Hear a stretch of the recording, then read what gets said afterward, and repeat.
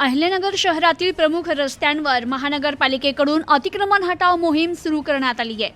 शहरातील कॅनेटिक चौक, बस स्थानक रोड, लालटाकी परिसर येथील अतिक्रमण हटवण्यात आली आहे, तर रस्त्यावरील साहित्य जप्त करण्यात आले।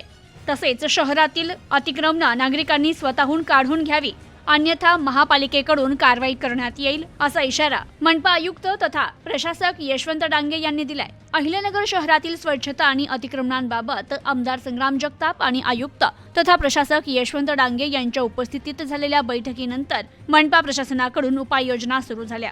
शुक्रवारी सकाळपासून नगर शहरातील प्रमुख मार्गावर अतिक्रमण हटाव मोहीम राबविण्यात आली आहे, तर ही मोहीम आता सुरूच राहणार असून नागरिकांनी स्वतःहून अतिक्रमण काढून घ्यावं असं आयुक्त तथा प्रशासक यशवंत डांगे यांनी म्हटलंय। तर कॅनेटिक चौक परिसरात अतिक्रमण हटाव मोहीम सुरू करण्यात आली। चौकालगत असलेल्या टपऱ्या, दुकानासमोरील पत्र्याचे शेड जेसीबीच्या साह्यानं हटवण्यात आले। त्यानंतर सक्कर चौकापासून महावीर कला दालन, मार्केटयार्ड चौकापर्यंत अतिक्रमणांवर कारवाई करण्यात आली।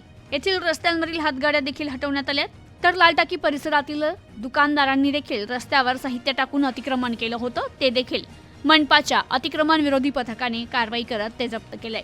तर नागरिकांनी स्वतःहून ही अतिक्रमण काढून न घेतल्यास मनपा जेसीबीच्या साह्यानं ती हटवेल आणि नुकसान झाल्यास मनपा जबाबदार राहणार नाही असंही आयुक्त तथा प्रशासक यशवंत डांगे यांनी सांगितलंय।